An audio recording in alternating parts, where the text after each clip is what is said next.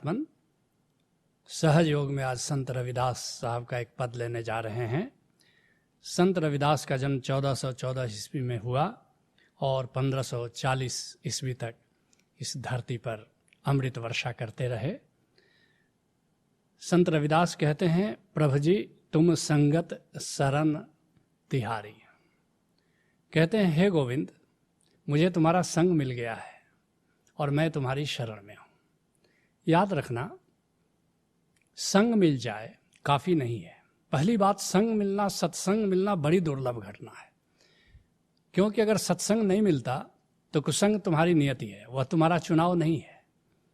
संग में तो तुम रहोगे, चुनाव तुम सत्संगति का कर सकते हो, नहीं तो दुह संगति तुम्हारी यात्रा है, तुम्हारी नियति है। तो पहली बात कहते हैं कि प्रभु जी तुम संगति, मुझे तुम्हारा साथ मिल गया, बड़े सौभाग्य की बात है और अब मैं तुम्हारी शरण में हूं। तो दो बातें बड़ी महत्वपूर्ण है। पहली बात सत्संग, और सत्संग जब उत्कर्ष छूता है तो शरण बन जाता है। जिसे तुम प्रेम करते हो तुम वैसा ही हो जाते हो। संत से प्रेम करोगे तो संत हो जाओगे, असंत से प्रेम करोगे तो असंत हो जाओगे, संसारी से प्रेम करोगे तो संसारी हो जाओगे। जो व्यक्ति खुद ही विषय वासनाओं से ग्रस्त है, अगर उससे तुम्हारा संग साथ है तो धीरे धीरे उसका जहर तुम्हारी चेतना में भी उतर जाएगा।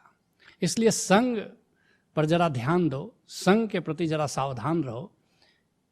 उसी की ओर बड़े स्पष्ट शब्दों में गौतम बुद्ध इशारा करते हैं कि सत्संगति 3 चरणों में पूरी होती है, और यह सत्संगति संगति जब उत्कर्ष होती है तो शरण बन जाती है। तो जिसकी शरण तुम जा सकते हो उसका संग खोजो, उसी का नाम सत्संग है। पूछो भीतर, क्या मैं आगे चलकर मेरी संभावना है, यहाँ मैं शरण जा सकता हूँ, तो फिर सत्संग की तुम्हारी दिशा ठीक है। पहला शरण, गौतम बुद्ध कहते हैं, बुद्धम शरणम गच्छामि। बुद्ध की शरण जाओ, सदगुरु की शरण जाओ, संत की शरण जाओ। फिर कहते हैं संघम शरणम गच्छामि। साधकों का संग चाहिए, अकेले अकेले प्रभु के मार्ग पर ना चल पाओगे। और अगर तुमने साधना भी की अकेले अकेले तो अहंकार पकड़ लेगा। तो दूसरी बात चाहिए, साधकों का संग चाहिए, फिर यात्रा बड़ी आसान हो जाती है, निरहंकारिता की यात्रा चलती है। और फिर तीसरी बात चाहिए, धम्मम शरणम गच्छामि। अब प्रभु की शरण जाओ, अब उस परम नियम की शरण जाओ, अब अस्तित्व की शरण जाओ। तो पहला सत्संगत है, पहला संग गुरु का संग, दूसरा संग साधकों का संग, और तीसरा संग अस्तित्व का संग, जिसके लिए गुरु अर्जुन देव जी कहते हैं, भई परापत मानुख देव हरिया, गोविंद मिलन की यह तेरी बढ़िया। यह जो जन्म मिला है, मनुष्य की देह मिली है, अब ये अवसर है, जिसके लिए कबीर साहब कहते हैं, कहत कबीर सुनो भाई साधो, जीवन है चौराहा। ये चौराहा है, यहां से तुम अपनी दिशा तय कर सकते हो।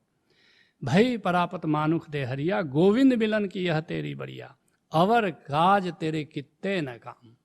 कोई दूसरा काम तुम्हारी मदद करने वाला नहीं है इस महाजीवन की यात्रा में।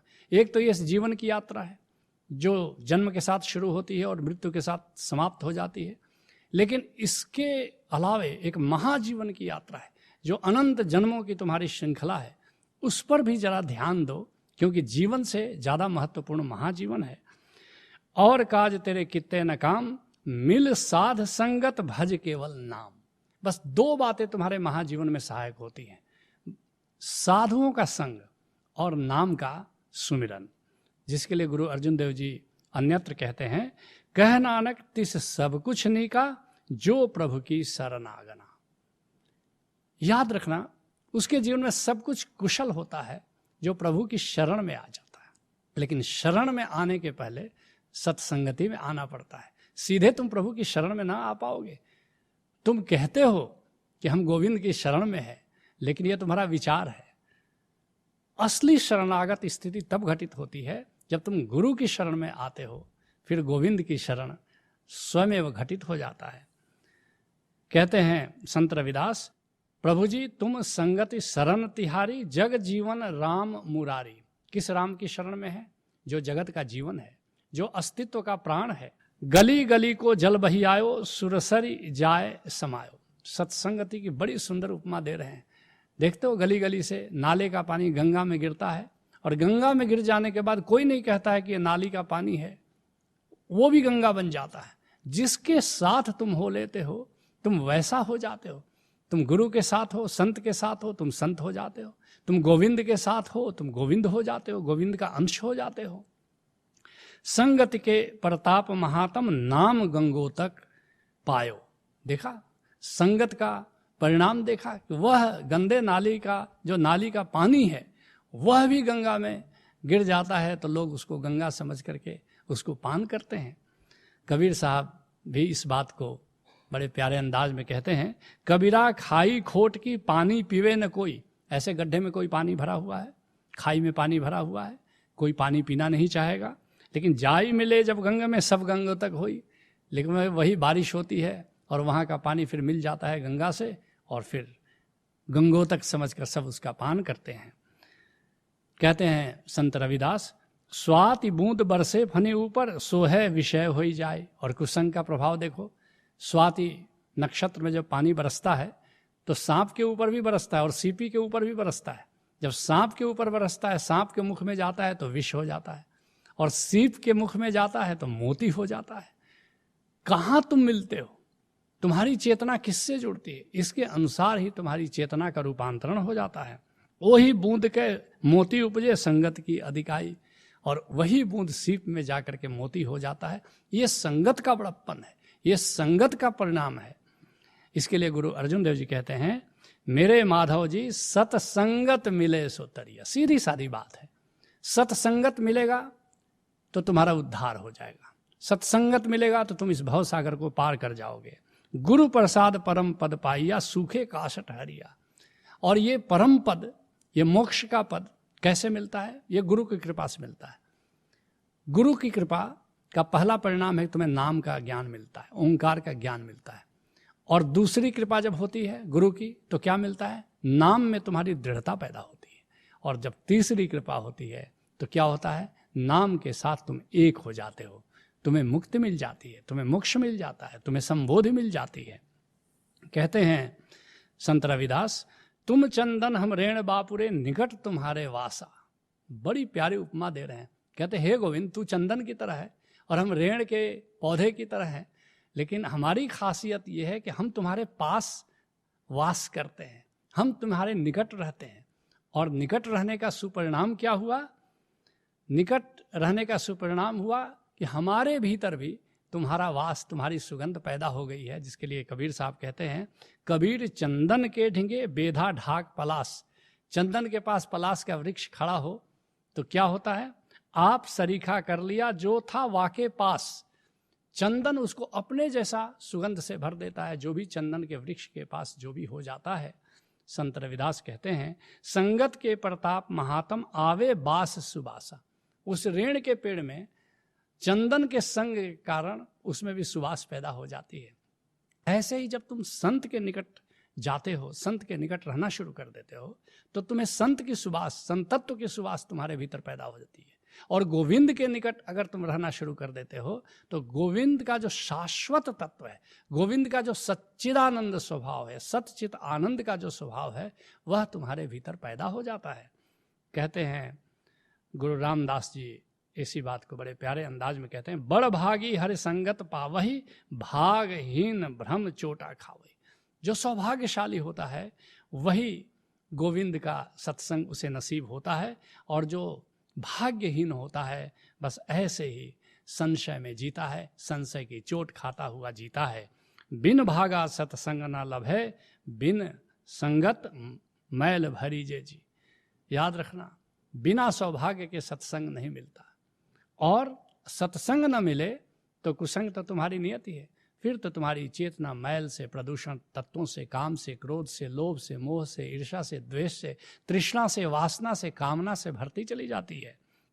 इसलिए संत रविदास कहते हैं, जात भी ओछी कर्म भी ओछा, ओछा कसब हमारा। बड़ी सीधी सादी बात कहते हैं रविदास साहब हम सबको, अरे मुझे तो देखो, मेरी जात भी ओछी है, चमार जाति में पैदा हुए हैं और कर्म भी ओछा।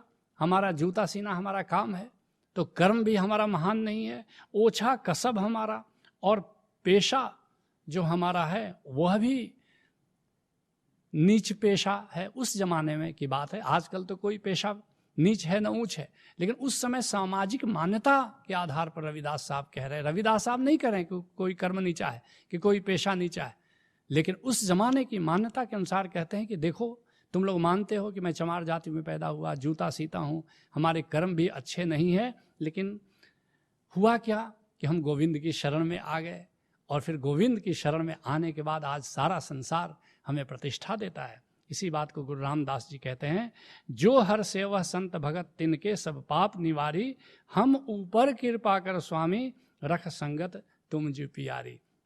हे गोविंद, जो भी तुम्हारा भजन करते हैं, जो भी तुम्हारी सेवा करते हैं, उनके पापों का तो तुम हरण कर लेते हो, तो हम पर भी तो कृपा करो, क्योंकि हम भी तो तुम्हारी संगत में रहते हैं। कहते हैं संत रविदास, नीचे से प्रभु ऊंच किए हो कह रविदास चमारा।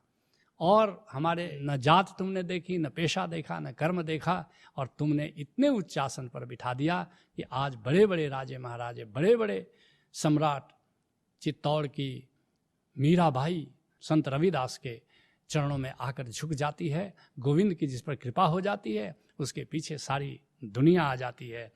कबीर साहब इसी बात को कहते हैं, जात जुलाहा मत का धीर, सहज सहज गुण रमय कबीर। जात का जुलाहा है कबीर, लेकिन उसको भी गोविंद ने अपना लिया और अपना अंग बना लिया। इस बात को एक नए अंदाज में सुनो। तेरे संग रास रचाने को प्रभु की बांसुरी पुकार रही, बिखरा अब तक है कामकाज, पूरा न हुआ सिंगार अभी, आंखें कजराना छोड़ो अब, कान्हा पुकारता दौड़ो अब, अथ रासम शरणम गच्छामि, भज ओशो शरणम गच्छामि। गोविंद की बांसुरी केवल रविदास को नहीं पुकारती, केवल कबीर को नहीं पुकारती, तुम्हें भी पुकार रही है। अब छोड़ो ये श्रृंगार जगत का, छोड़ो और गोविंद की ओर दौड़ो, गोविंद से नाता जोड़ो। यही सहज योग है। हरि ओम तत्सत।